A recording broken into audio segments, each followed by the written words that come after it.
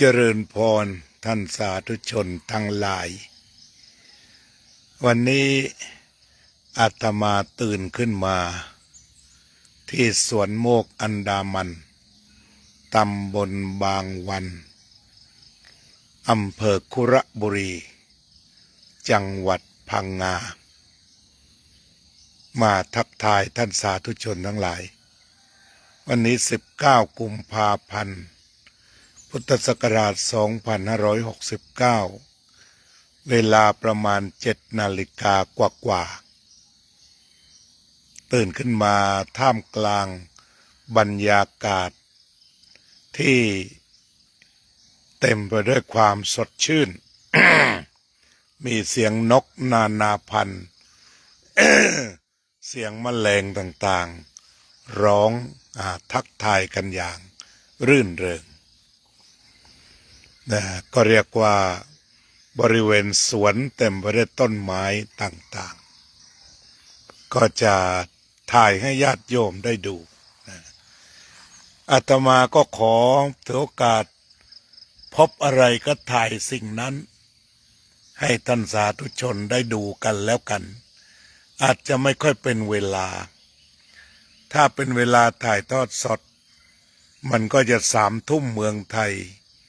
6 โมงเช้าอเมริกาตอนนี้ก็เป็นเวลา7 นาฬิกากว่าก็น่าจะเป็นเวลา ประมาณสัก บ่าย3 โมงของประเทศอเมริกาแล้วบ่าย4 โมงอเมริกา ก็เรียกว่าทางนี้ก็สว่าง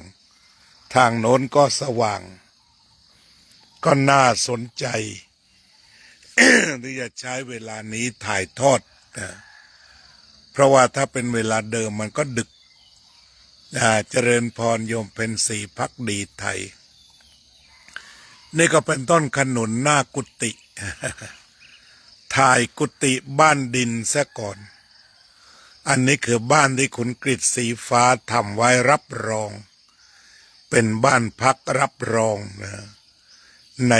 ทุกๆปีที่มาเมืองไทยก็ได้มาพักบ้านหลังนี้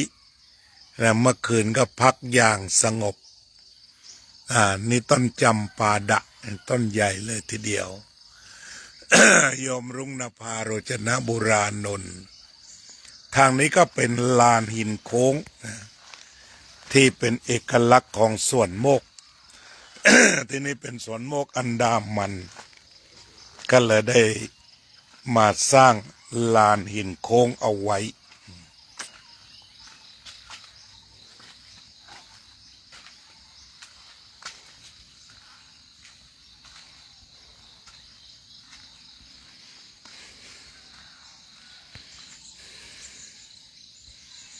อันนี้ก็เป็นต้นไม้ต่างๆสวยงามมาก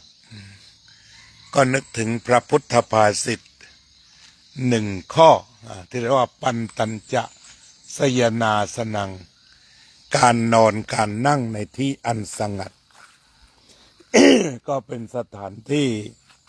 ที่ควรจะได้มาหลีกเร้นสำหรับพระภิกษุสงฆ์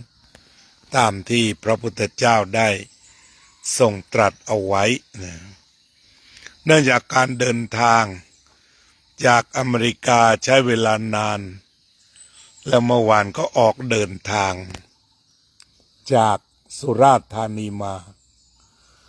ก็ทำให้เหนื่อย พอเหนื่อยก็ทำให้จำวัดอย่างหนักก็เป็นว่าถ้าพูดถึงเจ็ตแลกก็จะไม่เจ็ตแลกเพราะว่าจำวัดตื่นขึ้นมาเวลา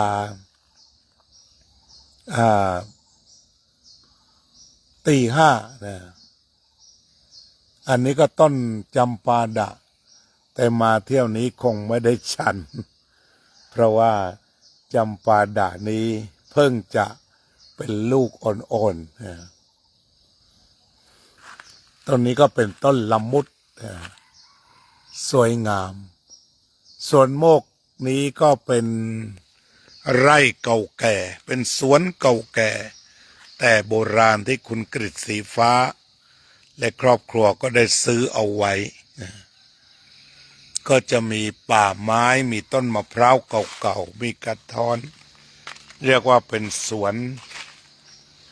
นที่รวมเอาพืชพันธุ์ธัญญาหารต่างๆเอาไว้ทั้งหมดนะ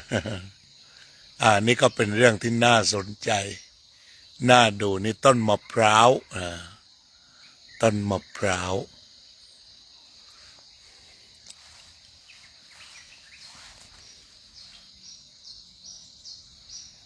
ก็ฟังเสียงธรรมชาติ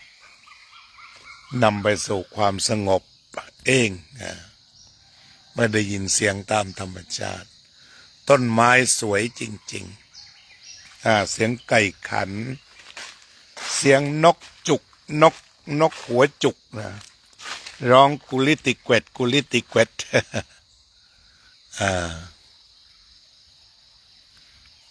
นี่ด้านนี้ต้นไม้ใหญ่ๆนี่ต้นไทร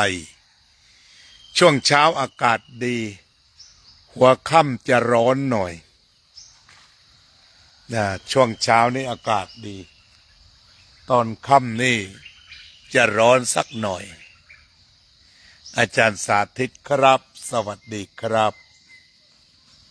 อาจารย์สาธิตธีระปัญโยสวัสดีครับ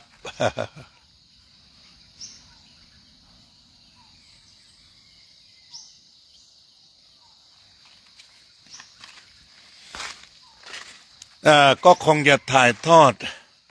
ความสงบสู่ท่านทั้งหลายแค่นี้ก่อนฮัลโหล Good morning Dave how are you Okay I will stop now somebody comes